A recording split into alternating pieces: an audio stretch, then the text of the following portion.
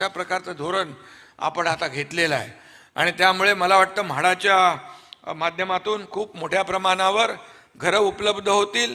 म्हाडाच्या माध्यमातून आणि सिडकोच्या माध्यमातून देखील आपण घरं उपलब्ध करतोय.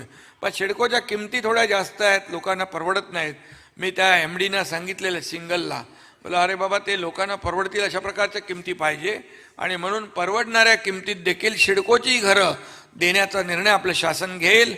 आणि म्हणून म्हाडा, सिडको त्याचबरोबर हे क्लस्टरच्या माध्यमातून जे काही घरं निर्माण होतील त्या ठिकाणी देखील मोठ्या प्रमाणावर आपल्याला घरं घेता येतील. कारण शेवटी घर हे प्रत्येकाचं स्वप्न आहे आणि म्हणून जेव्हा मागणी वाढते तेव्हा डिमांड आणि सप्लाय जो आहे हा मॅच झाला पाहिजे. आणि म्हणूनच आता GSTच्या माध्यमातून देखील आपल्याला घरांच्या किमतीमध्ये फरक पडलेला दिसेल. आणि म्हणूनच मोदी साहेबांनी GSTचे 2 स्लॅब काढून टाकले. जीवनावश्यक वस्तूंना त्यामध्ये फायदा झाला, यामध्ये घरं घेणाऱ्यांनाही फायदा होईल.